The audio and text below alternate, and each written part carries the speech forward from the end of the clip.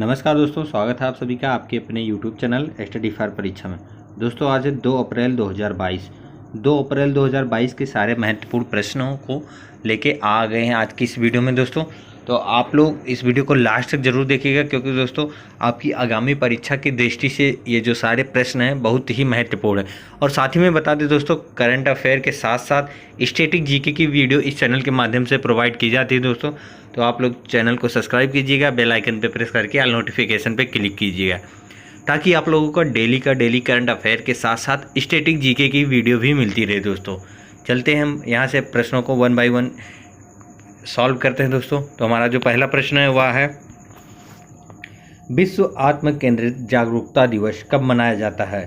तो यहाँ पे आपको 4 ऑप्शन मिल जा रहे हैं, 1 अप्रैल, 2 अप्रैल, 3 अप्रैल, 4 अप्रैल। तो हमारा जो राइट आंसर होगा दोस्तों वह है, विश्व आत्म केंद्रित जागरूकता दिवस 2 अप्रैल को दुनिया भर में मनाया जाता है, ताकि लोगों को आत्म केंद्रित और पालक समर्थन वाले लोगों के बारे में समझा और बात की जा सके।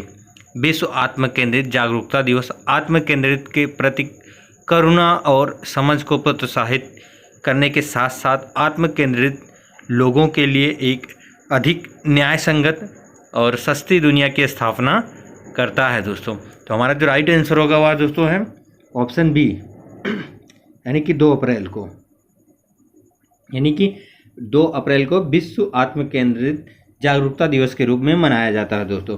चलते हैं अगले प्रश्न पे। हमारा जो अगला प्रश्न है वह है, 1 अप्रैल से वर्चुअल स्टेट्स के ट्रांसफ़र पर कितना टैक्स लगेगा? यहाँ पे आपको 4 ऑप्शन मिल जा रहे हैं, 30%, 20%, 25%, 15%। दोस्तों जो हमारा राइट आंसर होगा वह है, क्रिप्टो करेंसीज परिसंपत्तियों के हस्तांतरण से अर्जित किसी भी आय पर 1 अप्रैल से 30% कर लगाया जाएगा। कर की दर सभी आभासी डिजिटल संपत्तियों और उनकी कमाई पर लागू होगी, जिसमें अपूरणीय टोकन और बिटकॉइन शामिल हैं। उपहार के रूप में प्राप्त डिजिटल संपत्ति भी कर योग्य होगी दोस्तों। यानी कि अगर बात करें कि 1 अप्रैल से वर्चुअल स्टेट्स के ट्रांसफ़र पर कितना टैक्स लगेगा, तो 30% लगेगा दोस्तों, यानी कि ऑप्शन ए हमारा जो करेक्ट है। चलते हैं अगले प्रश्न पे। जो हमारा अगला प्रश्न है वह है, निम्नलिखित में से कौन सा देश अत्यधिक ईंधन, भोजन और बिजली की कमी के साथ अपने सबसे खराब आर्थिक संकट का सामना कर रहा है? Bangladesh, Sri Lanka, Malaysia, Vietnam. तो दोस्तों जो राइट आंसर है वह है हमारा, 30 मार्च को श्रीलंकाई लोगों को लगभग 10 घंटे तक बिजली कटौती का सामना करना पड़ा और 31 मार्च को लंबे समय तक ब्लैकआउट की चेतावनी दी गई। 31 मार्च को श्रीलंका में भी डीजल खत्म हो गया, जिससे देश की परिवहन व्यवस्था चरमरा गई। श्रीलंका के बिजली नियामक में ईंधन बचाने के लिए 10 लाख से अधिक सरकारी कर्मचारियों से घर से काम करने का आग्रह किया गया है, क्योंकि रिकॉर्ड लंबे बिजली बैकअप आउट जारी है। डीजल जो बसें और वाणिज्यिक वाहनों का मुख्य ईंधन है, 31 मार्च को पूरे देश में उपलब्ध नहीं था दोस्तों। तो हमारा जो राइट आंसर है वह है ऑप्शन बी, श्रीलंका। चलते हैं अगले प्रश्न पे। अगला प्रश्न है दोस्तों, गुड़ी पाड़वा महोत्सव कब मनाया जाता है? तो गुड़ी पाड़वा दोस्तों 1 अप्रैल, 2 अप्रैल, 3 अप्रैल, 4 अप्रैल। तो गुड़ी पाड़वा त्यौहार 2 अप्रैल 2022 को महाराष्ट्र और गोवा के बड़े उत्साह के साथ मनाया जाता है। गुड़ी पाड़वा बसंत ऋतु की शुरुआती और महाराष्ट्र और गोवा के मूल निवासियों के लिए एक नए साल की शुरुआत का प्रतीक है। यह हर साल चैत्र महीने के पहले दिन मनाया जाता है दोस्तों। यानी कि हमारा जो राइट आंसर है दोस्तों वह है ऑप्शन बी, ऑप्शन बी। चलते हैं अगले प्रश्न पे। अगला प्रश्न है हमारा, निम्नलिखित में से किस राज्य ने सभी कोविड-19 प्रतिबंध हटा दिए हैं? महाराष्ट्र, केरल, तमिलनाडु, कर्नाटक। यानी महाराष्ट्र सरकार ने 31 मार्च 2022 को घोषणा की कि सार्वजनिक स्थानों पर मास्क पहनने सहित सभी कोविड-19 संबंधित प्रतिबंध 2 अप्रैल 2022 से वापस ले लिए जाएंगे। इसके साथ सभी कोविड-19 प्रतिबंध जैसे बसों, रेस्तरां में 50% क्षमता और सिनेमाघरों को वापस ले लिया जाएगा दोस्तों। यानी कि हमारा जो राइट आंसर है वह है ऑप्शन ए, महाराष्ट्र। यानी कि महाराष्ट्र सरकार ने कोविड-19 प्रतिबंधन को हटा दिया है दोस्तों। चलते हैं अगले प्रश्न पे। अगला प्रश्न है हमारा, मणिपुर सरकार ने स्पोर्ट्स डिजिटल एक्सपीरियंस सेंटर शुरू करने के लिए किसके साथ समझौता किया है? वीवो, एप्पल, सैमसंग, जियो। तो हमारा जो राइट आंसर होगा दोस्तों वह है मणिपुर की राज्य सरकार ने मणिपुर ओलंपियन पार्क और खुमान लंपक के डोमेन के रूप में एक विश्व स्तरीय स्पोर्ट्स डिजिटल एक्सपीरियंस सेंटर स्थापित करने के लिए Samsung data system India private limited और अभिटेक आईटी सॉल्यूशंस प्राइवेट लिमिटेड के साथ एक समझौता ज्ञापन MOU पर हस्ताक्षर किए हैं। खेल संकुल मुख्यमंत्री सचिवालय के कैबिनेट हॉल में मुख्यमंत्री एन बीरेंद्र सिंह की उपस्थिति में समझौता ज्ञापन का आदान प्रदान किया गया है दोस्तों। अगर बात करें कि हमारा जो करेक्ट आंसर है दोस्तों वह है ऑप्शन सी, यानी मणिपुर सरकार ने स्पोर्ट डिजिटल एक्सपीरियंस सेंटर शुरू करने के लिए सैमसंग के साथ समझौता किया है दोस्तों। चलते हैं अगले प्रश्न पे। तो हमारा अगला प्रश्न है किस राज्य सरकार ने कैदियों के लिए व्यक्तिगत ऋण देने की योजना शुरू की है। तो दोस्तों आप लोगों के लिए इंपॉर्टेंट क्वेश्चन है, यानी किस राज्य सरकार ने कैदियों के लिए व्यक्तिगत ऋण देने की योजना शुरू की है। गुजरात, नई दिल्ली, महाराष्ट्र, उत्तर प्रदेश। तो हमारा जो राइट आंसर है दोस्तों वह है ऑप्शन सी, यानी महाराष्ट्र राज्य सरकार ने कैदियों के लिए व्यक्तिगत ऋण देने की योजना शुरू की है। इसके बारे में थोड़ा सा डिस्क्राइब करते हैं दोस्तों। महाराष्ट्र सरकार ने एक ऐसा योजना शुरू की है जो कैदियों को बैंकों से रुपए तक का व्यक्तिगत ऋण प्राप्त करने की अनुमति देती है। 50,000 उनके परिवारों को उनके रहने की स्थिति में सुधार करने और उनके कानूनी मामलों से संबंधित खर्चों को पूरा करने में मदद करने के लिए यह हमारे देश में अपनी तरह की पहली पहल होगी। महाराष्ट्र राज्य सहकारी बैंक इस योजना के तहत 7% ब्याज पर 50,000 तक का ऋण प्रदान करेगा दोस्तों। यानी कि महाराष्ट्र सरकार ने कैदियों के लिए व्यक्तिगत ऋण देने की योजना को शुरू की है दोस्तों। चलते हैं अगले प्रश्न पे। अगला प्रश्न है हमारा दोस्तों, किस रेजिमेंट की 2 बटालियनों को थल सेना प्रमुख ने प्रेसिडेंट्स कलर्स भेंट किए हैं। Jat regiment, Dogra regiment, Rajputana regiment, Ahir regiment. हमारा जो राइट आंसर होगा दोस्तों वो है ऑप्शन बी, डोगरा रेजिमेंट। इसके बारे में थोड़ा सा डिस्कस करते हैं दोस्तों।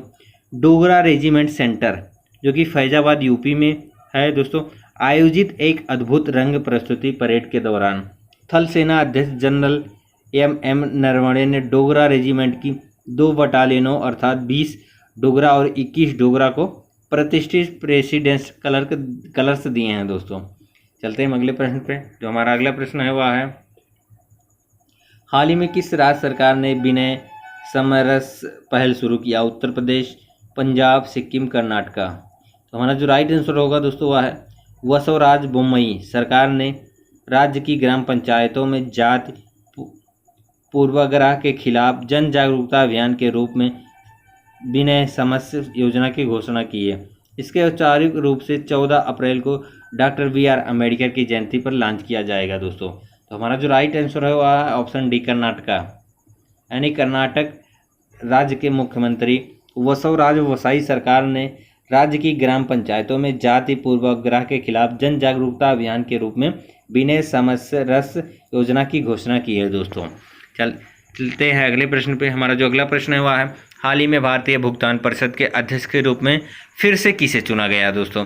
संजय सिंह, रमेश कुमार, पीयूष गोयल, विश्वास पटेल को। अगर बात करें कि राइट आंसर की दोस्तों तो वह है ऑप्शन डी, विश्वास पटेल को। यानी हाल ही में भारतीय भुगतान परिषद के अध्यक्ष के रूप में दोबारा फिर से विश्वास पटेल को चुना गया दोस्तों। विश्वास पटेल को 2022 में दूसरी बार भुगतान परिषद PCI के अध्यक्ष के रूप में फिर से चुना गया है। इससे पहले उन्हें वर्ष 2018 में PCI के अध्यक्ष के रूप में चुना गया था। 2013 में उन्होंने PCI के सह अध्यक्ष के रूप में कार्य किया। PCI एक भुगतान पारिस्थितिक तंत्र उद्योग निकाय है और इंटरनेट और मोबाइल एसोसिएशन ऑफ इंडिया का एक हिस्सा है। PCI का उद्देश्य कैशलेस ट्रांजैक्शन सोसाइटी को बढ़ावा देना और भारत में डिजिटल भुगतान को बढ़ाना है दोस्तों।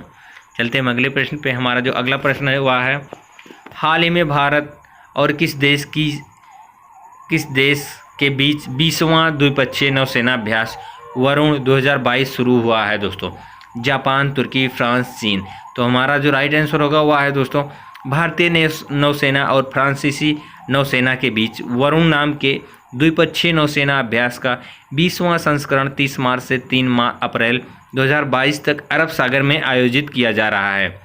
दोनों नौसेनाओं के बीच द्विपक्षीय नौसेना अभ्यास 1993 से आयोजित किया जा रहा है और 2001 में अभ्यास को वरुण नाम दिया गया था। वरुण 2022 अभ्यास में दोनों नौसेनाओं के विभिन्न जहाज, पनडुब्बी, समुद्री गश्ती विमान, लड़ाकू विमान और हेलीकॉप्टर भाग लेंगे दोस्तों। तो हम बात करें राइट आंसर की, तो वह है हमारा ऑप्शन सी, फ्रांस। यानी भारत की नौसेना और फ्रांस की नौसेना के बीच 20वां द्विपक्षीय नौसेना अभ्यास वरुण 2022 का शुभारंभ किया गया है दोस्तों। चलते हैं अगले प्रश्न पे है। जो हमारा अगला प्रश्न हुआ है, हाल ही में उत्कल दिवस या ओडिशा दिवस कब मनाया गया है? 30 मार्च, 31 मार्च, 1 अप्रैल, 25 मार्च को। तो हमारा जो राइट आंसर होगा दोस्तों वह है, एक स्वतंत्र राज्य के रूप में पहचाने जाने के संघर्ष के बाद ओडिशा राज्य के गठन को याद करने के लिए उत्कल दिवस या ओडिशा दिवस हर साल प्रत्येक वर्ष 1 अप्रैल को मनाया जाता है। राज्य को मूल रूप से उड़ीसा कहा जाता है, लेकिन लोकसभा में उड़ीसा विधेयक और संविधान विधेयक 113वां संशोधन मार्च 2011 में इसका नाम बदलकर ओडिशा कर दिया। अगर बात करें दोस्तों कि ओडिशा की राजधानी, तो ओडिशा की राजधानी जो है वह है भुवनेश्वर। और बात करें कि वहाँ के वर्तमान में राज्यपाल कौन है, तो गणेश लाल वहाँ के वर्तमान में राज्यपाल है। और बात करें कि उड़ीसा के वर्तमान मुख्यमंत्री कौन है, तो नवीन पटनायक हैं दोस्तों। सभी भारत के सभी राज्यों के मुख्यमंत्रियों, वर्तमान मुख्यमंत्रियों की वीडियो मैंने पहले ही चैनल पे अपलोड कर दिया था और साथ ही में इस चैनल के डिस्क्रिप्शन बॉक्स में उसका लिंक प्रोवाइड कर दूंगा। वहाँ से आप लोग देख सकते हैं कि वर्तमान में कौन किस स्टेट का प्रेजेंट चीफ मिनिस्टर है दोस्तों। चलते हैं अगले प्रश्न पे। हमारा जो अगला प्रश्न हुआ है, लोकसभा ने किस शहर के 3 नगर निगमों को एक इकाई में विलय करने के लिए एक विधेयक पारित किया है दोस्तों? मुंबई, दिल्ली, कोलकाता, चेन्नई। तो हमारा जो राइट आंसर होगा वह है, लोकसभा ने दिल्ली नगर निगम संशोधन विधेयक पारित किया, जो बेहतर योजनाओं और संसाधनों के इष्टतम उपयोग के लिए दिल्ली के 3 नगर निगमों को एकल और एकीकृत इकाई में एकीकृत करने का प्रयास करता है। विधेयक के माध्यम से केंद्र में एक विशेष अधिकारी नियुक्त करने का प्रस्ताव रखा, जो नए नियम की बैठक होने तक पार्षदों को निर्वाचित शाखा के कार्यों का निर्वहन करेगा।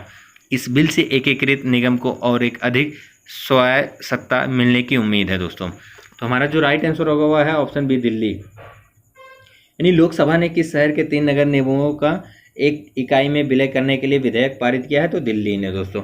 चलते हैं हम अगले प्रश्न पे। जो अगला प्रश्न है हमारा, किस बैंक ने सिटी बैंक के भारतीय उपभोक्ता बैंकिंग कारोबार का अधिग्रहण किया है?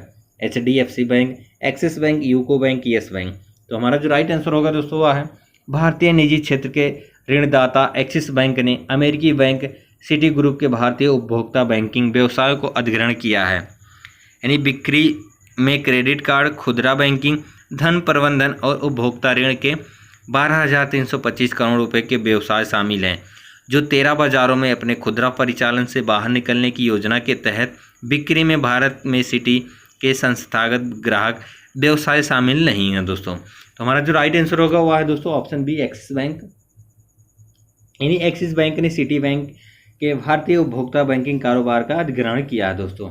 चलते हैं हम अगले प्रश्न पे। जो अगला प्रश्न है दोस्तों वह है हमारा, रेलवे के किस खंड ने पूरे क्षेत्र में 100% विद्युतीकरण पूरा कर लिया है? कोंकण रेलवे, उत्तर पूर्व सीमांत रेलवे, पूर्व तट रेलवे, दक्षिण मध्य रेलवे।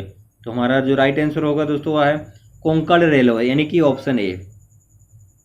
ऑप्शन ए हमारा करेक्ट है। कोंकण रेलवे ने हाल ही में पूरे क्षेत्र में 100% यानी 100% विद्युतीकरण पूरा किया है और इसने सतत विकास के लिए नए मानक स्थापित किए हैं। कोंकण रेलवे ने महाराष्ट्र के रोहा और कर्नाटक के ठोकुरू के बीच अपने पूरे 741 किलोमीटर लंबे मार्ग पर विद्युतीकरण का काम पूरा कर लिया है। इस विद्युतीकरण परियोजना की लागत 1,287 करोड़ रुपए हैं। चलते हैं अगले प्रश्न पे दोस्तों। हमारा अगला प्रश्न है,